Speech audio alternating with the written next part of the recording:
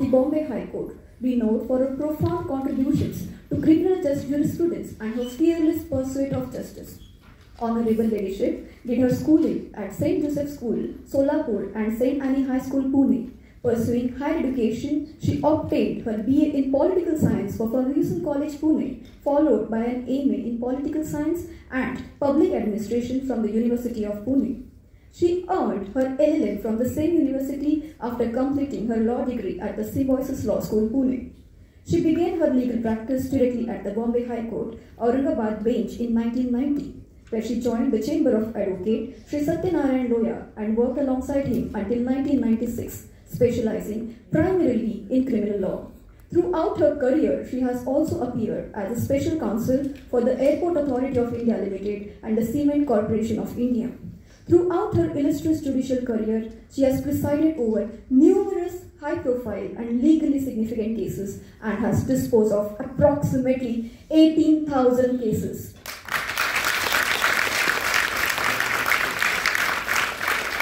Honorable Ladyship's judgment reflect her deep commitment to upholding constitutional principles and protecting human rights. Her academic brilliance with an unwavering dedication to the legal profession is what inspires the youth of today. Her legacy continues to inspire the entire legal fraternity and beyond. So ladies and gentlemen, with great honor and extreme privilege, I would now request our Honorable Chief Guest, Honorable Ladyship, to stand for this thing and enlighten the audience today.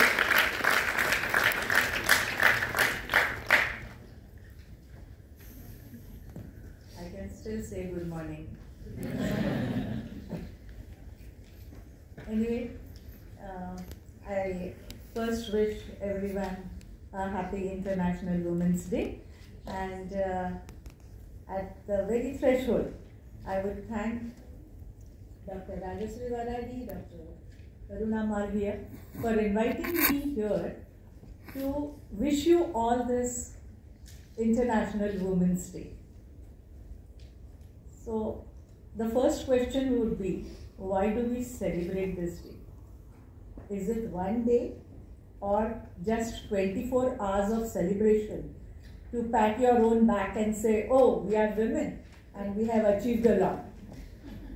Is this the sole purpose of the celebration of International Women's Day? And I know that the answer is no from all of you, because I can see the smiling faces of all women, and they say, no, we don't deserve just one day or just 24 hours. It is something more. So what is this something more? This something more is to remember all the women who have led us and have been role models for us to reach to this stage where we are holding these celebrations. This is to commemorate their achievements, their accomplishments, and therefore, especially here in Maharashtra, whenever I have to speak on women, the first person ever I refer to is Savitribai Phule. And I always say, had she not been there, whether we would be celebrating this day in Maharashtra?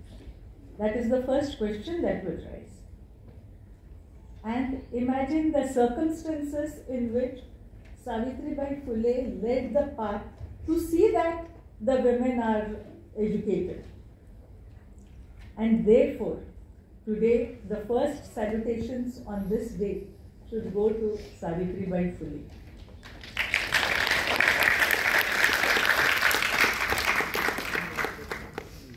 Secondly, according to me, who is a strong woman? A strong woman is a one who can stand for herself.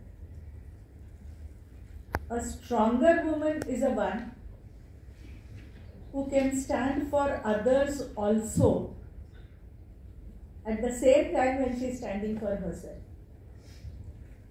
So now in the superlative, who is the strongest woman? The strongest woman is the woman who would not just stand for herself or for others, but by her own conduct, she would become a role model for the others. She can inspire you to say that if I could do it, why not you? And that should be the real motto for celebration on the International Women's Day. And every time it is for the woman to say that I was always there, I am here, and I will be there. Because as we all know, we keep on talking only about the atrocities on women. Why talk of it? Have we not all mastered over it? Then why keep on thinking of it? You see, earlier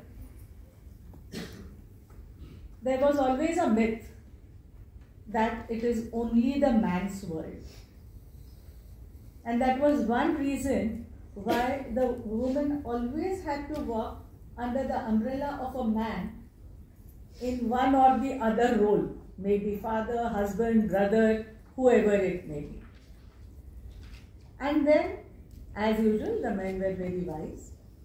To deter her from retaliation, what they did was, they made her into an idol of worship.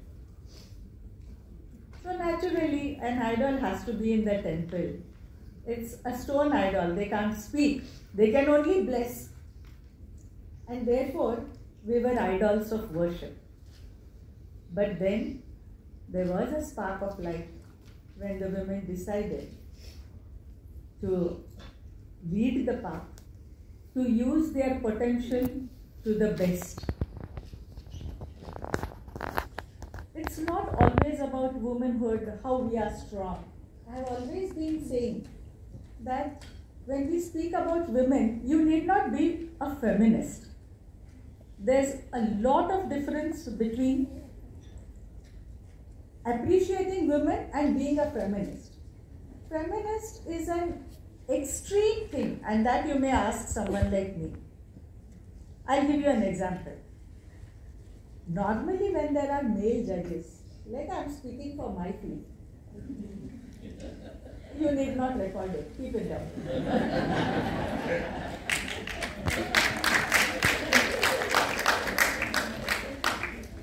Normally when there are cases against women, you will see a male judge always being only in favor of women. No, you can't do these atrocities.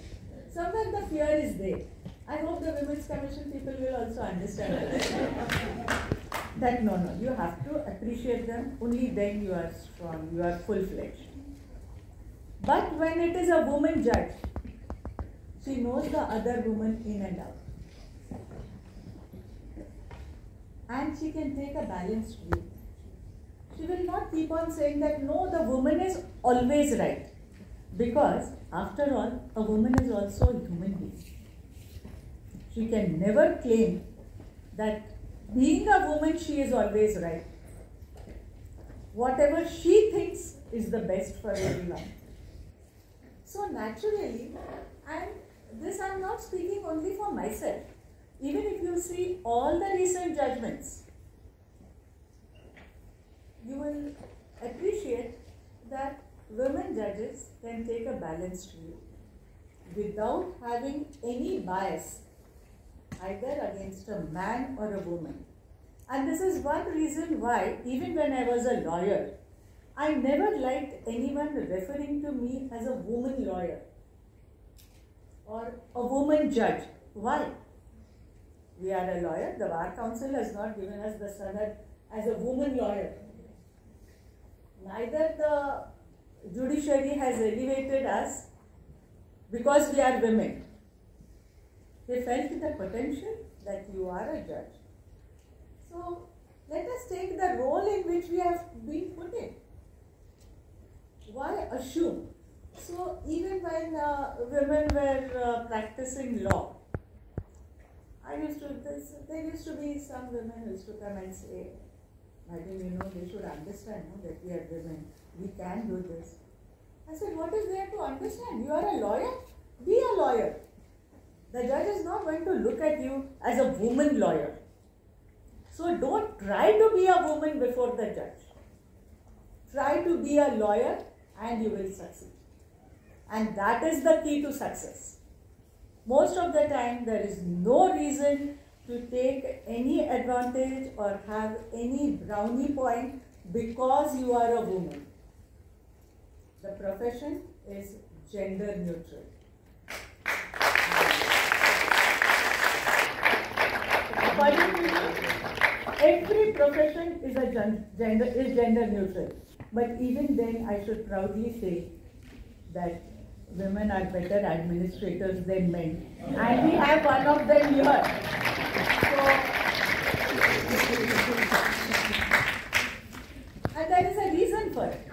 The reason is every woman is born with compassion. So even when she scolds, there's a motherly touch to it. I don't know whether any one of you has ever seen Dr. Karuna Malviya pointing out any mistake to the staff. But when she does it, I saw it today myself. She didn't realize I was observing. But there was a motherly touch to it. There was a compassion. And she knows how to do the administrative work. Similarly, you have another role model. She also looks after the Department of Law. So we have role models and models. But the thing is, what are we learning from them? I will tell you a small example. There was a time, in 70s rather, when suddenly there was a movement called Women's Liberation Movement. A lot of organizations were mushrooming, literally mushrooming. And I was in my student days in Ferguson College, then in the University of Pune. I went there, I could see, I'm not criticizing, but all very liberal women speaking of liberty. And liberty for whom? Liberty for themselves. So when I was in my second year, I asked them, okay, liberty, but from whom? First determine that. Because your husbands are leaving you here to have pity parties to get into this organization. So you are not in chains. So what is that liberation? And they said, no, we have to work. Women are in chains. I said, where do you find women in chains? They said, no, we need liberation. I said, first find out what is liberation. Nothing to hide, I was thrown out of the organization. And there was almost a saying amongst them that we will not take this girl again. So I said, okay, maybe I was wrong. The reason why I stated this is, now today we are speaking of empowerment. So, gone are the days of the liberation. You will see many girls, actually those were the days who needed liberation was the women in the rural area. But you see, they got liberated by themselves. They were working. Actually, those were the real earning women in those days, because in the farms you could see women. When we were hunting for graduation and some posts like teachers and doctors, that time they were actually working and earning. I always give the example of farmer suicide cases. You take an overview look and you will see it's always the man who commits suicide. Who is suffering? It's the woman. A man may break down, but not the woman. After his death, she has to face the society. She looks after her old in-laws. She has to look after her children and whatever little farm is left. So, just today I was telling